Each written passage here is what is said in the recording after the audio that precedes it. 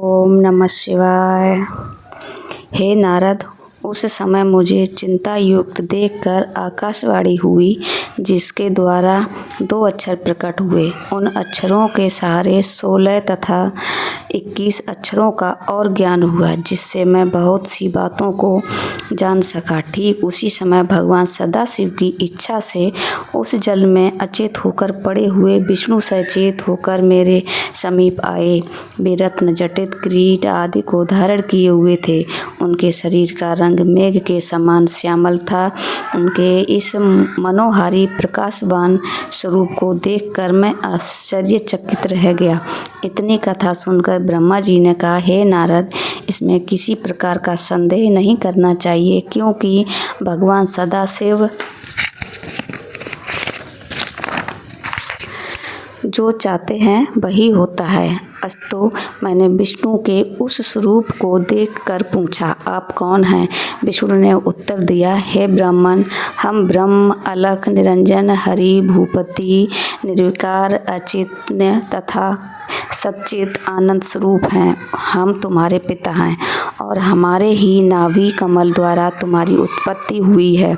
अब तुम निर्भय हो जाओ, क्योंकि हम तुम्हारे रक्षक हैं। हमारे ऊपर हमारे समान अथवा हमसे उत्तम अन्य कोई नहीं है।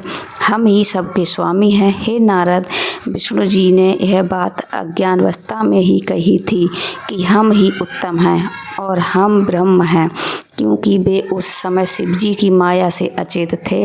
भला इस संसार में ऐसा कौन है जिसे भगवान सदाशिव की माया बुलावे में नहीं डाल देती?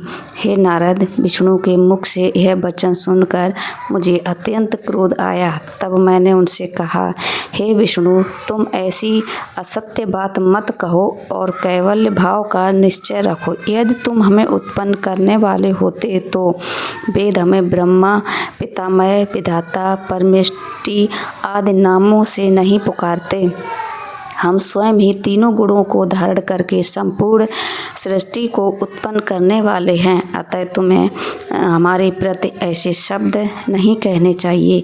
मेरी बात सुनकर विष्णु बोले, हे ब्रह्म, तुम्हें ऐसे अज्ञान में पड़ना उचित नहीं है। इस सृष्टि को उत्पन्न करने वाले तुम नहीं हो, बल्कि हम हैं। हम ही सब जीवों को उत्पन्न करके उनका पालन करते हैं और प्रलय काल में सबको नष्ट कर देते हैं। हमारे हरि, ईश, अच्युत आदि सर्वोत्तम नाम है। हमारी माया के वशीभूत होकर सब लोग अपना ज्ञान भुला बैठते हैं। इसीलिए संपूर्ण संसार हमारे द्वारा ही उत्पन्न हुआ है और हमारे ही अधीन बना रहता है। हमने वेदों को बनाया है और तुम्हें नाभि कमल द्वारा उत्पन्न किया है। हमसे अधिक श्रेष्ठ अन्य कोई नहीं है। तुम अपने नामों पर अहंकार मत करो तथा क्रोध को त्याग कर जो वचन कहने योग्य तथा उचित है उन्हीं का प्रयोग करो, क्योंकि जिस प्रकार अंधा मनुष्य आँखों की महिमा का, निर्धन मनुष्य धनवान की अवस्था का वर्णन करे, उसी प्रकार वेद ने भी तुम्हारे नामों का वर्णन किया है। यदि तुम हमारा पूजन करोगे तो वह शुभ होगा, अन्यथा हम तुम्हें अपनी शक्ति द्वारा नष्ट कर देंगे। हे नारद, विष्णु की ऐसे अहंकारपूर्ण शब्द सुनकर पहले तो मुझे बहुत हंसी आई, फिर हृदय में इतना क्रोध उत्पन्न हुआ कि मैं उनका शत्रु बन गया और उनसे इस प्रकार कहने लगा, हे विष्णु, जिस प्रकार गुरु अपने शिष्य को झिड़क कर बुलाता है, उसी प्रकार हम तुम्हें उपदेश क्यों दे रहे हैं? हे नारद, परस्पर इस प्रकार कहते हुए हम तथा विष्णु आपस में युद्ध करने लगे। शिव जी की माया से मोहित होकर हम दोनों ने बहुत समय तक खूब युद्ध किया, क्योंकि हम दोनों ही अपने को संपूर्ण सृष्टि का स्वामी समझते थे। ओम नमः शिवाय।